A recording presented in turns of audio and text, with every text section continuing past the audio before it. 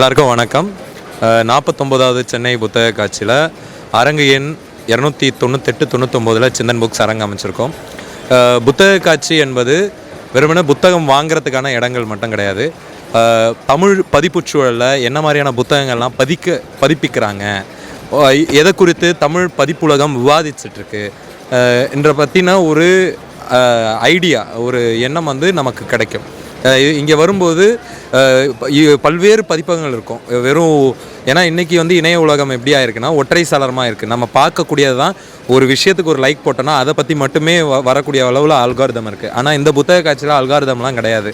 உங்களுக்கு விரும்புகிறீங்களோ விரும்பலையோ பல்வேறு தலைப்புகளில் பல சித்தாந்தங்கள் இங்கே இருக்குது. பல்வேறு விதமான எழுத்தாளர்கள் எழுதியிருக்கிறாங்க. புனைவில் மேஜிக்கல் ரியலிசம் பற்றி எழுதக்கூடியவங்க இருக்கிறாங்க. கவிதைகளில் ஃபோக்லோர் வச்சு எழுதக்கூடிய கவிஞர்கள் இருக்கிறாங்க. நான் ஃபிக்ஷன்ஸில் கல்வெட்டு குறித்து மட்டும் புக் போடுறவங்க, ஒரு மலைக்குன்றுகள் பற்றி, இந்த மாதிரி மாண்டவியல், தத்துவம், யதார்த்தம், சினிமா,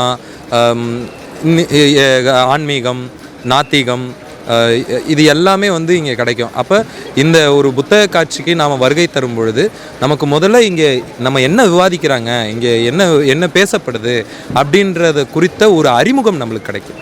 புத்தகத்தை நாம் தேர்ந்தெடுக்கிற முறை என்பது ஒரு கற்றல்ன்றது நம்ம தெரிஞ்சதுலேருந்து தான் தெரியாததுக்கு போகணும். அப்போ தான் அதில் ஒரு இன்ட்ரெஸ்டே வரும். டோட்டலாக அவேவான ஒரு டாபிக் நம்ம போய் படிக்கும் பொழுது புத்தக வாசிப்பு நம்மளுக்கு அயற்சி விட்டலாம். அப்போ உங்களுக்கு கொஞ்சம் தெரிஞ்சதை, உங்களுக்கு பரிச்சயமானதை, இப்போ உதாரணத்துக்கு சாதி ஒழிப்பில் உங்களுக்கு அக்கறை இருக்கா, அப்போ நீங்கள் பாபா சாஹேப் அம்பேத்கர் இல்லை சாதி குறித்தான அந்த இதுவில் குறித்து இது பண்ணலாம்.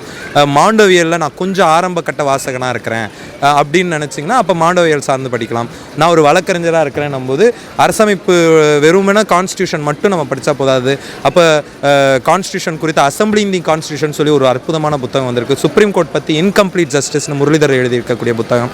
ஸோ புத்தக பரிந்துரைகளை வெறுமனே எழுத்தாளர்கிட்டேருந்தோ அவங்ககிட்டருந்தோ எடுக்காமல் உங்களுடைய சொந்த இதுவில் இருந்து கூட நீங்கள் எதை பற்றி ஒரு நல்ல அறிமுகம் இருக்குது உங்களுக்கு, அந்த அறிமுகத்துலேருந்து ஒரு ஆழமான ஒரு வாசிப்புக்கு போனீங்கன்னா புத்தக வாசிப்பு உண்மையிலேயே உங்களுக்கு ஒரு அயற்சி தரக்கூடியதாக இருக்காது.